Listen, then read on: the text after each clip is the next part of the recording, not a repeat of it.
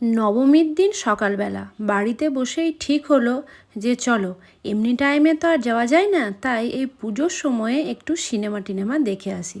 আর প্রতি বছরে কিন্তু পুজোর যে কোনো একটা দিন আমরা ঠিক করে নিই যে সবাই মিলে সিনেমা দেখতে যাব। তবে এবছরে কিন্তু আর মাকে নিয়ে যাওয়া হয়নি। আগের বছর মাকে নিয়েও গেছিলাম বহুরূপী সিনেমাটা দেখতে। তখন বহুরূপীর এক বিশাল ক্রেজ, মোটামুটি সবাই দেখেছে হয়তো। তো আমরাও গেছিলাম বহুরূপী দেখতে।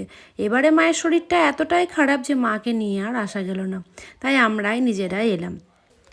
তবে বহুরূপীটা দেখে যতটা আনন্দ পেয়েছিলাম, এটা কিন্তু ততটাও আনন্দ দেয়নি।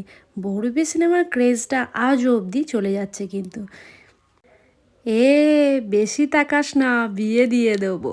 যাই হোক, তো তারপরে আমরা সিনেমা টিনেমা দেখতে শুরু করলাম। সঙ্গে ছিল আমার মেয়ে আর আমার বোনের মেয়ে।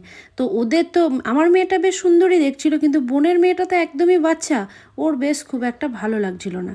তাই যখন ব্রেক টাইম পড়েছিল তখন ও কান্না ধরেছে যে আমাকে এবারে পপকর্ন কিনে দিতে হবে।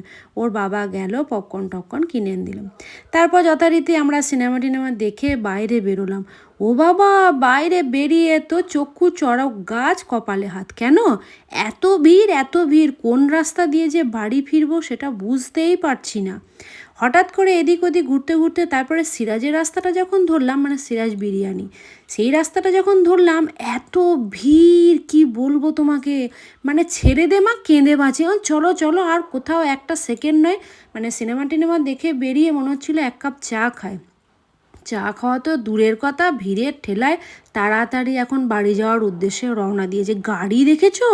মানে নবমীর রাত আমি বুঝতে পারলাম যে হ্যাঁ, এটা বটে।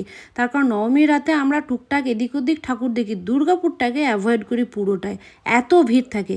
তো এবারে যেহেতু দিনের বেলায় সিনেমা দেখতে এসেছিলাম, সন্ধ্যেবেলাতে বাড়ি ফিরছি, তখনই এই অবস্থা। তারপর আস্তে আস্তে দুগ্গা দুগ্গা বলে বেরিয়ে পড়লাম বাড়ি যাওয়ার উদ্দেশ্যে। কিছুটা এসে দেখলাম না, ঠিকঠাক ফাঁকাই হয়ে গেছে। তারপর আমরা বাড়ির পথে রওনা দিলাম। ওদের ইচ্ছা ছিল যে একটুকু কোনো ভালো হোটেল দেখে দাঁড়িয়ে অন্তত সন্ধেবেলা স্ন্যাক্সটাও যদি খাওয়া যায় আর কি। এই দেখো রাস্তাটার অবস্থা দেখো, কিন্তু সন্ধেবেলা স্ন্যাক্সটা খাওয়া যায়, কিন্তু না না, কোনোভাবেই না।